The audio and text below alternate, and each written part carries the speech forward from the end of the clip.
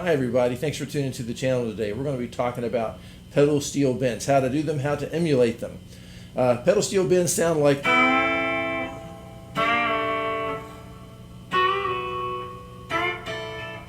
so they're using country music a lot and country rock. They're a great sound, and if you can't afford to hire a pedal steel player for your tune, you may have to just do some of these to kind of fake it in the studio, which is pretty handy when you're recording a song sometime. How do you do them?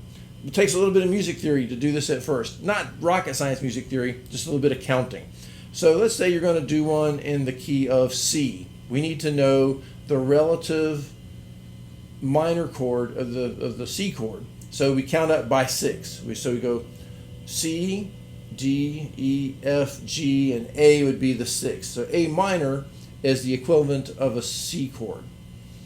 If we do it on the key of on a G chord, I got to count up 6. G, A, B, C, D, E. E minor is the one that goes with is the relative minor of the G major chord. So what I have to do is find some minor chords on the first 3 strings, and that is pretty easy to do because they all make like a straight line. Let's just start with the simple one with C. Okay, on the 5th fret, there's an A, an E, and a C. So that is an A minor chord right there. If I just play those 3 notes. So what I'm going to do is apply this minor chord across the major chord and bend into it. So the way to do that, I'm going to take my pinky and ring finger and I'm going to hold down the notes on the 5th fret of the 1st and 2nd strings. Now for this 3rd string, I'm going to use my thumb on my right hand to pick it. And if I was playing with a pick, what I do when I'm doing the pedal steel bends, I just kind of palm this and just stick it back in my fingers there like that, so it just hold in my pick. Now I'm going to take my 3rd finger and I'm going to hold it on the 4th fret of the 3rd string, and I'm going to bend that note up to match the tone of the 5th fret, that C. So it's a B right here, so I'm going to bend that up a half step like that. So now when I play all 3 notes together and do that bend,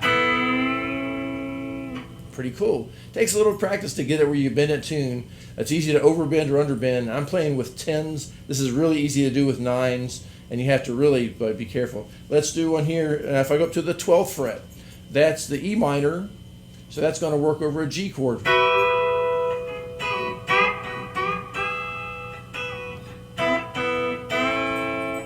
So I'm going to do, let's see, an F, that's going to be on the 10th fret.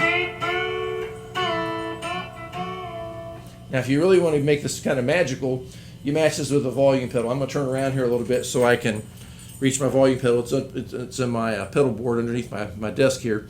So I'm going to just, let's play the G one, and I'm going to go up and just fade in the notes once I pick it with the volume pedal. Down to the C one. Pretty cool, huh? All you got to do, figure out what chord you're playing over, what major chord, and then you're going to play over the minor. If you're playing over the minor chord, you don't have to guess at all. You just have to do that. So try these out. They're a lot of fun. And I'm going to follow up here with my song, Big Sky Country. And you listen to the beginning. You'll hear when the cowboys fade out and start from at the beginning, and you hear the song start to fade in, you'll hear my little pedal steel bends in there. Sounds very authentic if you do it right. For effects, if you have a little bit of compression, that's good. You want to play this with a really clean amp setting. I'm playing this through my old Gibson, my 50-year-old Gibson, which is just super, super, super clean. Don't have any distortion or anything like that with it. It just kind of gets in the way. And a little bit of spring reverb. So give it a try, and we'll catch you next time here on the channel. Remember, like, subscribe, and share. Bye.